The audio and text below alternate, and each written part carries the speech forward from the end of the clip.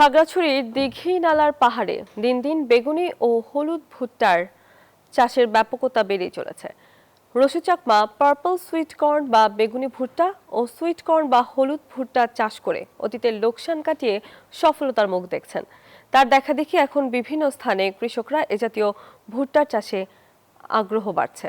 বেড়ে গেছে নতুন জাতের এই বেগুনি ভুট্টার চাষাবাদ।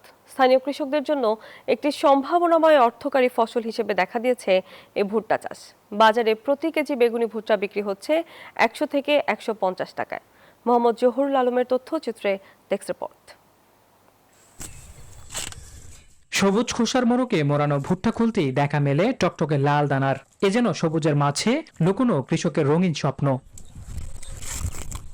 খাগড়াছড়ি দিঘিনালা উপজেলার কৃষক রসু চাকমা মাত্র 40 শতক জমিতে বেগুনি ও হলুদ ভুট্টা চাষ করে দেখেছেন সফলতার মুখ। নতুন জাতের ভুট্টা চাষে 3 বছরের মাথায় সফলতা অর্জন করেন তিনি। চাষ করে দেখেছি মোটামুটি ভালো, এগুলোর ভিতরে ভালো প্রফিট আছে, চাহিদাও আছে, প্রফিটও আছে।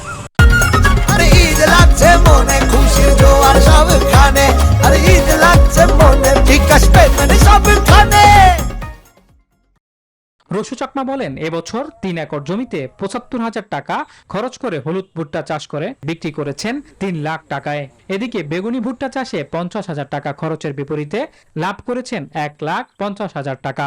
সুইট কোনো 3 কানি করছি, 3 কানের ভিতরে 75,000 মতো খরচ গেছে, বিক্রি প্রায় মোটামুটি 3 এর কাছাকাছি। উন্নত বিদেশি জাতের বেগুনি ভুট্টা চাষে রসু চাকমাকে সব ধরনের পরামর্শ দিয়ে পাশে আছেন বলে জানান এই কৃষি কর্মকর্তা। আমরা এটা নিয়মিত পর্যবেক্ষণ করেছি, তাকে পরামর্শ দিয়েছি। এটি একটি নতুন ভ্যারাইটি, এটার এই কর্ন বা এই ভুট্টার মধ্যে প্রচুর পুষ্টিগুণ আছে। এটা শিশু খাদ্য থেকে বয়স্কদের খাবার হিসেবে ব্যবহার করা যায়। খাগড়াছড়ি পাহাড়ের মাটি ও আবহাওয়া যে কোনো ফসলের জন্য উপযোগী বলছেন কৃষি বিভাগ। Desk report, news 24।